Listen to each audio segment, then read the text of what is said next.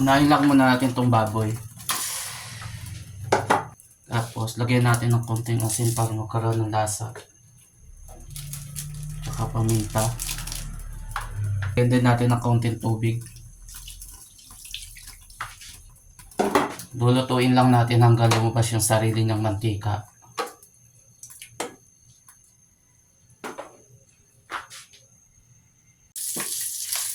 Kapag lumabas na yung sarili niyang mantika, pwede na natin hanguin para maigisa natin ng mabuti mga ibang rekado. Tapos, gisa na natin tong bawang.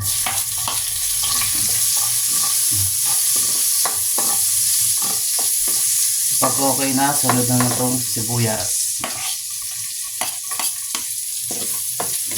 Gisa lang natin hanggang sa mag-translucent. After ng sibuyas, pwede na ilagay itong kamatis. Turugin lang natin ng gusto itong kamatis. Habang nanonood kayo, baka pwedeng paki-like and share naman para madami makapanood. Pag okay na yung kamatis, pwede na tayong lagay itong kamyas. Shoutout nga pala doon sa kasama ng asawa ko. Binigay niya to eh. Ngayon pa lang lulutuin. Kapag malambot na yung kamyas, pwede nang durugin yung iba. Para lalong luwas yung ano niya, yung asim.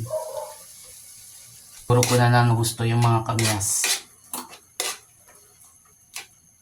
Saka natin lalagyan ng tubig.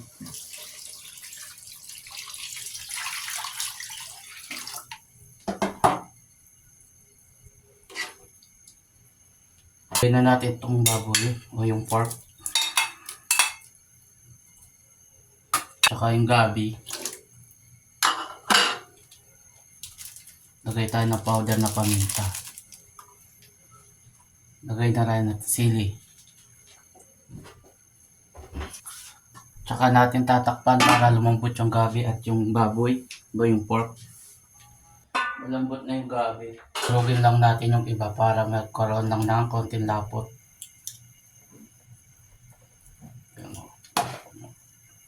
Masarap sa sinigang yung may konting lapot eh.